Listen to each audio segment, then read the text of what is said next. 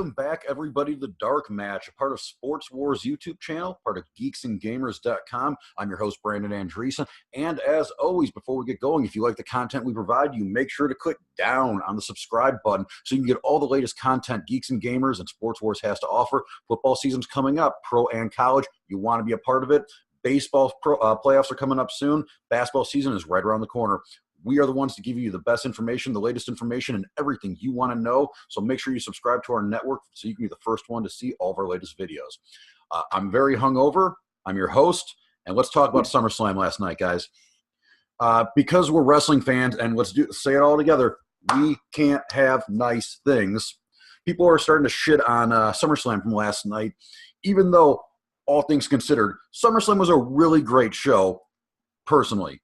If you think about it, we got a lot of the things we wanted, and even though the main event didn't really kind of end how we were expecting it, how we would have really wanted, WWE, for the first time in a long time, seems like they've figured out their storytelling and seems like they have a long-term plan for a lot of different wrestlers that were on the card last night. I understand that it's an 11-hour show, or at least it feels like it. They should have been able to have more time for some of these matches so they didn't come off as squash matches. I understand. We all would have liked to have seen a longer Kevin Owens match. It wasn't in the cards. They had to break it down. The show had to be done by 10 o'clock. We all know that. The shows had to be done by 10 o'clock since, I don't know, ever. For damn ever.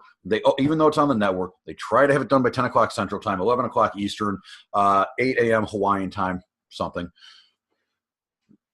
Look, I understand if you didn't like this show, but there was a lot to like about this show.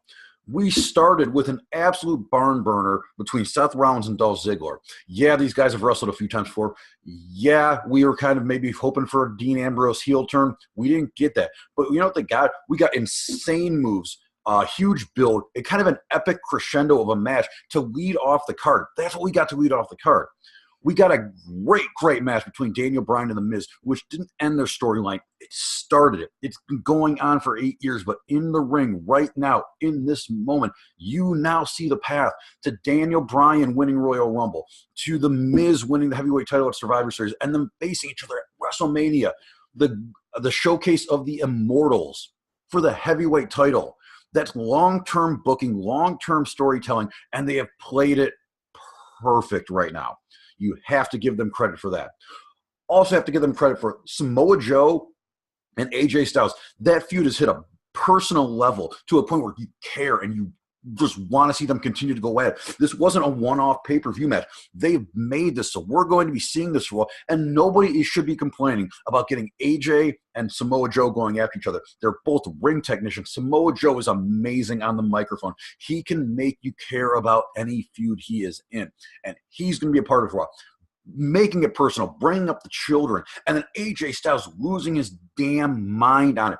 That's what we want. We want raw emotion. We want pure emotion. We want to see these kinds of things in wrestling. We don't want the generic storylines. We want stuff that actually hits the fucking heart feels. That's what this did, guys. We have to give credit for WWE where they deserve it. And I think they definitely deserve it on a lot of stuff. The tag team matches were whatever. I understand the anger. If Ronda Rousey came off very one-sided. My guess is that was a differently written up match and it got changed due to time constraints. I'm sure at some point in some iteration of that match, Alexa Bliss was written in to put in some offense on it, but got cut for time. That's how it goes sometimes, guys. We can't have everything we want every time. And I know people are like, NXT was better. Yeah, it's because they're operating differently. It was 5 matches, and they're 5 matches without huge promo sets between everything. They can just let the matches be the matches. That's what works with a lot of other things that doesn't have to do weekly storytelling. A lot of people don't watch NXT on a week-to-week basis, so they are only tuning in for TakeOver. They are only tuning in for the big matches. And so NXT is allowed to operate a little bit differently. It's not as big of a card, not as crushed. They're allowed to let stories be told in the ring, unlike wrestling, unlike WWE, like Raw and SmackDown, where the stories have to be told every week. So they have to do the video packages. They have to do all the little things that, yeah, they're annoying. Yeah, they're repetitive, but it keeps the casual fan involved. Unfortunately, we operate as hardcore fans, and we don't see wrestling through the lens of being a casual fan. But we are casual fans and other things. I'm a casual New Japan fan. I'm a casual Ring of Honor fan. I'm a casual MLW fan. I'm able to just sit back and turn my brain off and watch those, enjoy those for the matches that they are. If we were able to do that as WWE fans and just watch the main card for what they were and that's enjoy the matches and enjoy the storytelling as it is, I think we'd be viewing things very differently, especially on a show like last night where even though it was long, we got a lot of the things they wanted. And yeah, it would have been nice to see Braun Strowman walk out with the title last night, but seeing Lesnar throw the Money in the Bank, seeing Strowman get beaten up, you know what it does? And I've said this on the podcast, guys. Roman Reigns winning the title means that Roman Reigns is no longer the perpetual number one contender for the title, which means they can move on the storylines, which means there's going to be a new number one contender. It doesn't have to be Braun Strowman. Braun Strowman has the Money in the Bank briefcase, so he can be the guy who's just in the background ready at a moment's notice. He doesn't have to even be the main number one contender. Any number of people can step up and feud with Roman Reigns and give us something different, give us a different storyline, give us a different everything. We have to look at it like this. Yeah, it's kind of disappointing that we didn't get everything we wanted, but we can't always get everything we wanted because if we did every time, eventually we'd get bored with what we wanted and our taste would change. That's how wrestling works. So you have to look at it through the lens of they have to continue booking it like the way that we don't necessarily want it because they have to save things for us for down the road. Yes, Roman Reigns is eventually going to lose the title. I can almost assure you Roman Reigns is not going to hold that title for as long as Brock Lesnar just did. The fans in Brooklyn shit on the match, and the reason Braun Strowman was out there in the first place was so the fans wouldn't shit on the match. And guess what? We still got "you both suck" chants. And maybe it was deserved, maybe it wasn't. Y'all know I'm not a big Roman Reigns fan, and I'm definitely not a Brock Lesnar fan. But at least the story gets to change now, and that's what we have to look forward to as wrestling fans, is that we're going to get a new story, and we have to look at it like that. So you have to look at wrestling and SummerSlam specifically through the lens of now we're going to get another story. We're probably going to get a new story in Seth Rollins and Ziggler. Maybe we're going to get Drew McIntyre stepping up into it. That would be great. Everybody loves Dean Ambrose. Everybody pops for Dean Ambrose. Dean Ambrose is back. Maybe Dean Ambrose steps into one of the main title situations. Who knows? What SummerSlam has done, and especially the women's division, man, we got it. We got Charlotte Flair winning the title, but man, we got the Becky Lynch pop. We got the Becky Lynch turn. We have now a match that people really, really, really want to see at Evolution. I don't know if it's going to main event, but it should main event. I know there's these posters. I know there's pictures out there of us seeing different matches where it's mostly, young wrestlers versus old timers. Take that with a grain of salt. Booking due to change, always is. If we get Becky and Charlotte Flair headlining Evolution, that's a pay-per-view you want to see because these guys don't like each other. And man, when Becky beats up Charlotte Flair and leaves her on the ground and she's standing in the ring holding the title and the fans are popping and going nuts and loving it, you know that Becky Lynch has done that and she struck a chord and she matters. And Charlotte Flair is always going to matter. She's the most important person in the women's division, one of the most important people in all of wrestling because she is the kingmaker. When you beat Charlotte Flair, it means something. And when Becky Lynch, even though she didn't win the title, her standing in the ring, holding the title with a down Charlotte Flair, that makes you care, that makes it matter, that makes it better. And I know Ronda Rousey's an experience, but the fact of the matter is Ronda Rousey is a draw. Ronda Rousey pops the crowd. Ronda Rousey is something that matters in this wrestling organization. They care about all those things. It's not just what happens in the ring. And I know she smiles too much. I bitch and moan constantly that she smiles too much. It's fine, guys. She's learning. She's going to get there.